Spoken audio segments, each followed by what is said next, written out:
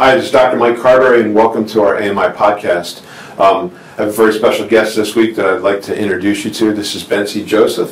Bency is our nurse practitioner at Apple Centers in Tennessee, in Chattanooga. And many of you have met her and talked to her at our different events, but we wanted to have a chance to sit down and just chat a little bit about her experience with Apple, with AMI over the last, how many years have you been with us now? 7. 7 years. I thought it was more like 8. It's closer to 8. It's closer to 8, okay. So she's been with us for a long time. When you first started with, now you have your BS in nursing, and nursing you have your BS in psychology, and then you have your master's in nursing as family nurse practitioner. Yep, and you went to UTC? UTC for my undergrad, and master's I went to Southern Adventist University. Okay. So you came to us with a lot of book knowledge and a lot of skills, and you were a good nurse, I could tell. But you had very little nursing as a experience practitioner. Nurse practitioner. I did all my clinical hours and everything in a regular family clinic, and then I interviewed several different places before I interviewed with you. Now, what was it about us that made you decide to stay with us? The holistic approach. I'm from a background where we believe in Ayurvedic medicines and a holistic approach, so as soon as I heard that come out of your mouth, I'm like, this is the place I want to be. So, see, you never know what you say that could actually land you a winner like we landed here. So you were originally born in India? Born in India. And when did you come over here? I was 11 when I came here. Okay. We came to New York. Then we moved here because my dad found a job here in Tennessee, and then I did my high school, ended up finishing my high school here in Tennessee, and then went on to UTC for my BS. So I remember you saying a couple things to me when we first interviewed you, and one of the things you said was, I was talking to you about the fact that we don't like to prescribe a lot of medication here, and that we try to do things least invasive to most invasive. We try to do the least invasive stuff because we see that missing in healthcare. Right. And you said something about, look, in India, we don't prescribe drugs like they do in the United States. We try to get people well with exercise and diet. Do you remember that conversation? Exactly, yeah. Yeah. Definitely. So that was what you were thinking when you took this job? Oh, yeah. I was a nurse for 7 years before I went for my nursing for master's. And I have seen a lot of patients get hooked on narcotics and painkillers left and right. So I did not want to go that path.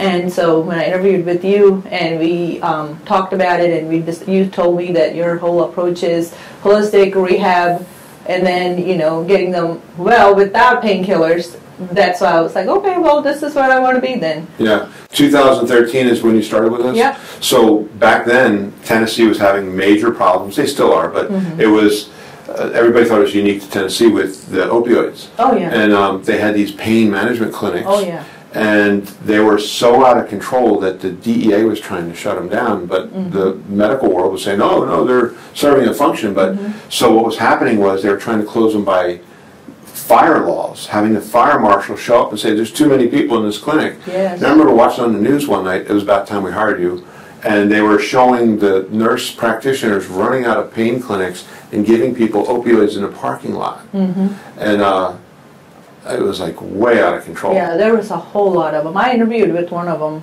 before I interviewed with you, and what they wanted me to do was prescribe at least 20% the first week of me being there, and I was like, no, that's not what I'm in here for. That's why I was like, I didn't know it was a pain clinic like that.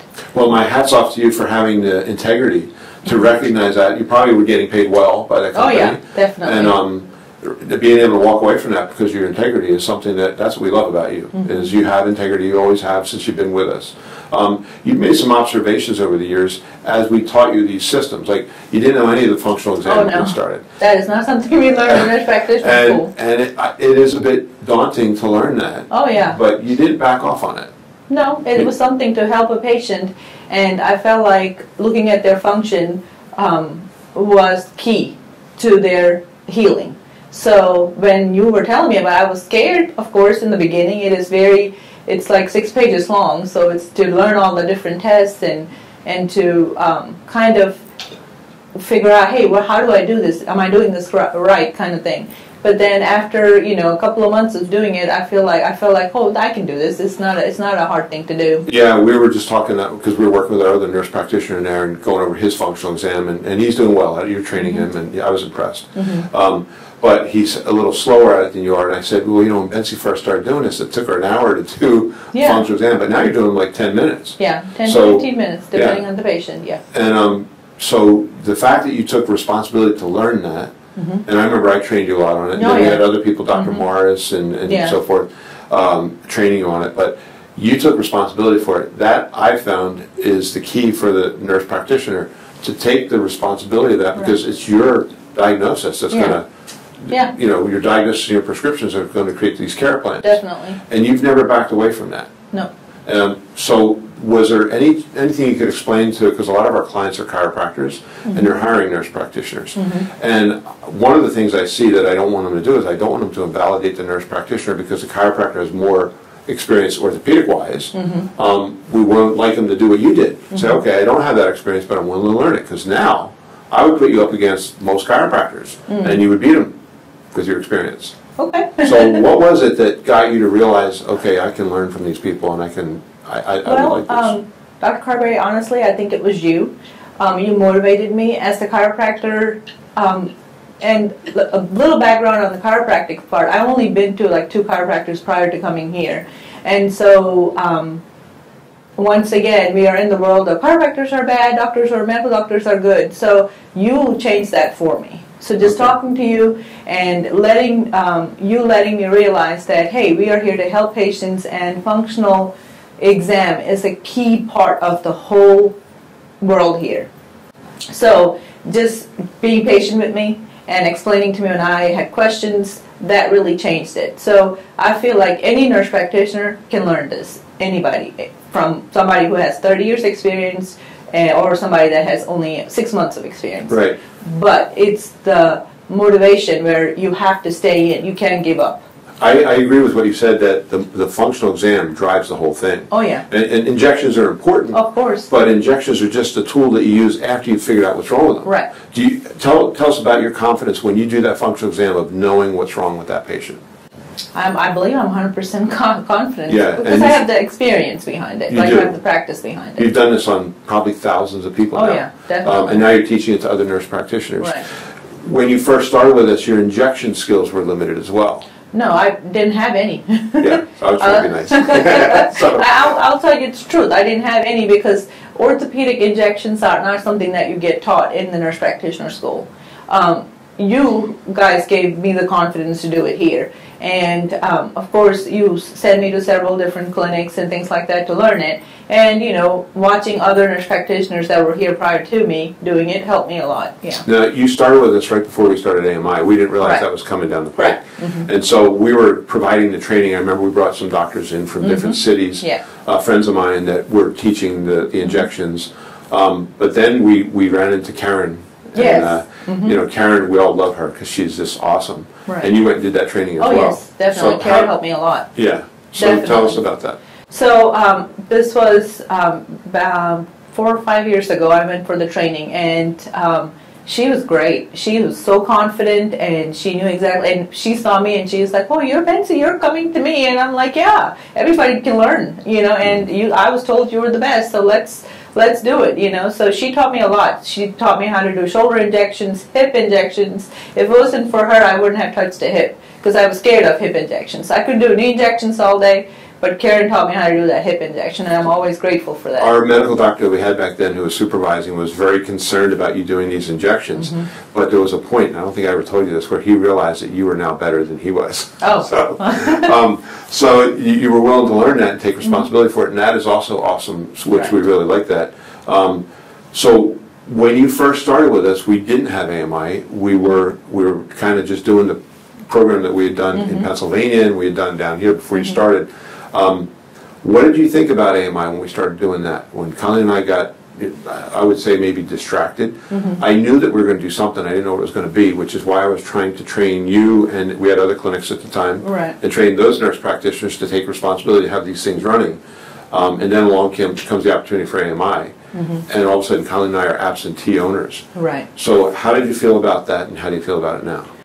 I was scared in the beginning because it was right around the corner where I first started here. It's when you guys started, was going towards that. So I was thinking, well, what am I going to do? How am I going to manage this? Is this what I want to do? And I thought about it, and I felt like I could do it. I felt like, hey, it's a good thing to do. It's a good thing that they're going to do, and so why not support them? And then that's what I did. And right now, 100%, I'm with you. Oh. Till you fire me. I'm not going to do that. So let's not even bring that up in conversation. No, you've been. I've had a lot of really good clinicians working for me over the years, medical and chiropractic, and some really good ones. And I've learned a lot from them. I'm not trying to take anything away from them, but I will say, because you've been with us for 8 years, and you've been willing to take responsibility and willing to take those scary steps into a realm of area that you weren't real familiar with, you've actually learned probably more than any of them. And I would say you are the best medical clinician we've ever worked with. Oh, thank you. And not to take anything away from anybody else, because I've had some great ones work with us. But you have learned probably more than anybody we've ever worked with. And we're looking to do more, because we weren't doing regenerative medicine when you started. No, not at all. And you saw that whole evolution. Was it a little scary when I first talked to you about that? It definitely was, because I didn't know exactly how we were going to manage that here, but I have seen patients happy with the results, and I'm like, okay, this is what I want to do. This is good. You've seen some pretty amazing things from what I've heard. Amazing results. And you've done probably, we've been trying to track it, and it's hard to get an exact number, but I would be willing to say you've done over 3,000 regenerative medicine injections. Would you say that's for sure. Fair? Yeah. Or that or more, I'm thinking. The thing that I always get from people who are new at it is like, well, I got to check it out because I'm afraid I'm going to hurt somebody. What would you tell that clinician? Yeah, that is always there, hurting somebody, but you're in a practice where you're there to help patients, not hurt them. And with regenerative medicine, it's not going to hurt them in any way. I have not seen a single side effect. I have not seen anybody say, oh no, I'm having all these issues because I did this. I have not had that at all. So I feel like with 3,000 or more injections of that and having maybe a 2%, if that, and that's just, joint injections or something that the pain at the site or something like that, it's easy. There's nothing like you have to worry about. So I would say go for it. It's a new skill you're learning, it's a new product, and it's beneficial. Why not? So you've done this with a lot of people. They have to pay cash for it. Yeah. It's a lot of money. So there's always that worry about, are we going to put a burden on this person? What have you observed when you see these people get injected? Do you think it's a valuable service? And what would you say percentage-wise of what you see respond? Like things that come in, and what do you see respond to what we do? Valuable service, 100%. It is.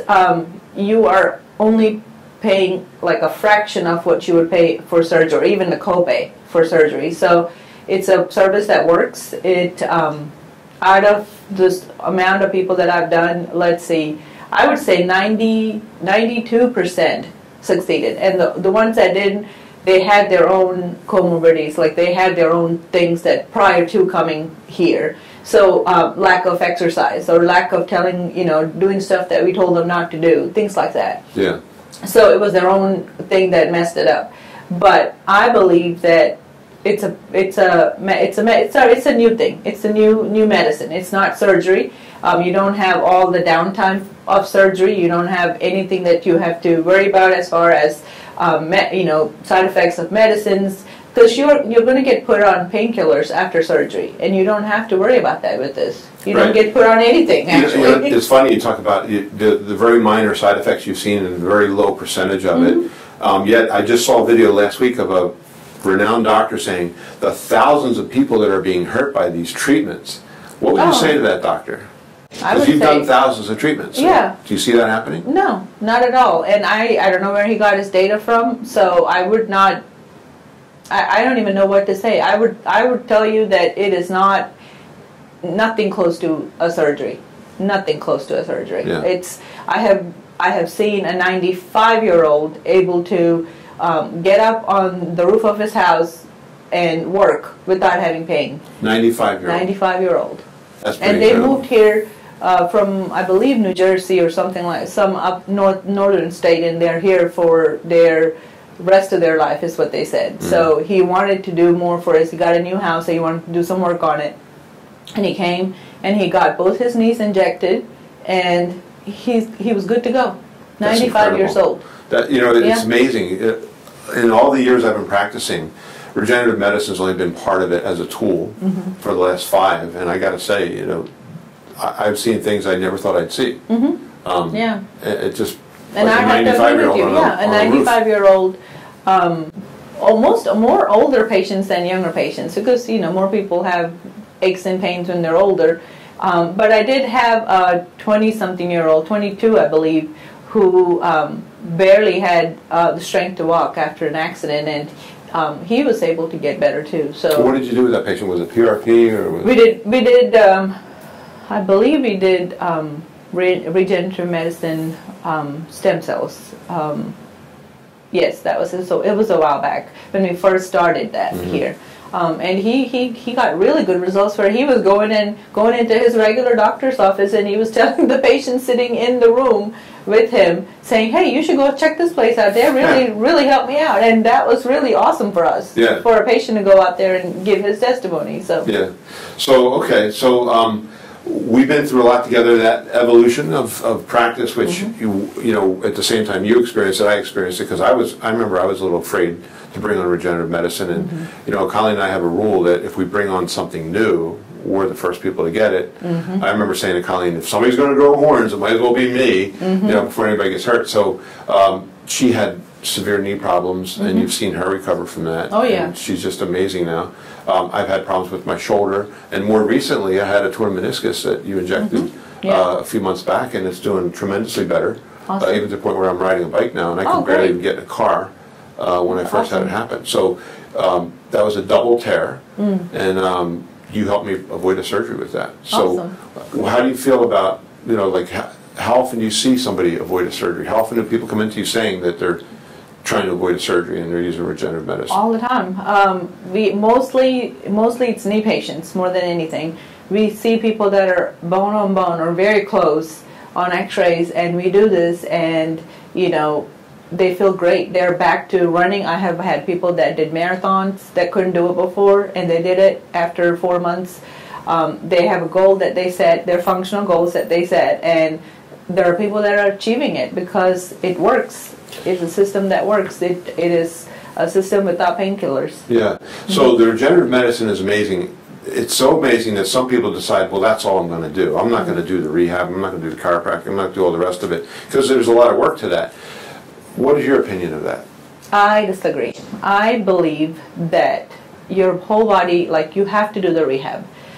If may not be able to do the full spine rehab, but if you're injecting whatever part of the body you're injecting, you should at least do the rehab on that, at least the minimum. But you have to do the rehab. You have to get the adjustments. I agree, and I'm not a world's expert on how these different things work, the stem cells, the cytokines, the growth factor, but I do know that your body adapts to whatever stress you put it under. Yeah. And if you do not put the body under any positive stress while it's trying to heal, it's not going to heal as well. It's not going to heal. And you know, I've seen that even with a family member who had a knee issue. He had a knee replacement, it went bad, he didn't want to do it again on the other knee. You injected him. Yep. And then he went home and sat on the couch for a great number of weeks, and it wasn't getting any better. And I finally, on the phone with him, I said, so you need to do some walking or something. You need to get up, you need to go play golf, you need to stress that for the stem cells to go to work. And it, almost within a day, he started noticing changes. And you know who I'm talking about. I don't want to mention his name, but he's singing your praises, as is my brother and my other brother and my sister, because you've helped them all avoid surgeries. They were all scheduled for surgery. Every one of those people I just mentioned. Me that. And like my brother, who was a police officer, who is MRI said obliterated meniscus. Yeah. He's running again. Awesome. And all he did was the injection. Yeah. So I'm really glad that you were the person that we had in the driver's seat of this clinic when we started AMI, because you've been an excellent example for other people. You've inspired a lot of other people just by, and I know you're kind of humble. You don't like to have the attention on you, and I really appreciate you doing this video, because people respect you for what you've done. I respect you for what you've done. Well, thank you are a mentor to a lot of nurse practitioners out there. Well, thank you so much. So, well, thank you. Thank you for the opportunity. Yeah, if it wasn't for your opportunity, I wouldn't have been here. So. We're not done yet. We have more. We have a couple more clinics to create, and you're going to help us do that. Awesome. And I'm just so glad you've been part of this team, and that we were able to grow together in this whole venture and help change America and change the healthcare. Definitely. So, I'm with you there 100%. Thank you so much for being part of our team. And so thank you for listening. And this is Bency Joseph. And if you come to Apple for training, you will meet her, most likely. She's one of the nurse practitioners here. She's a senior nurse practitioner here. We're very glad to have her part of us and glad to be part of this video today. Thank you. Thank you.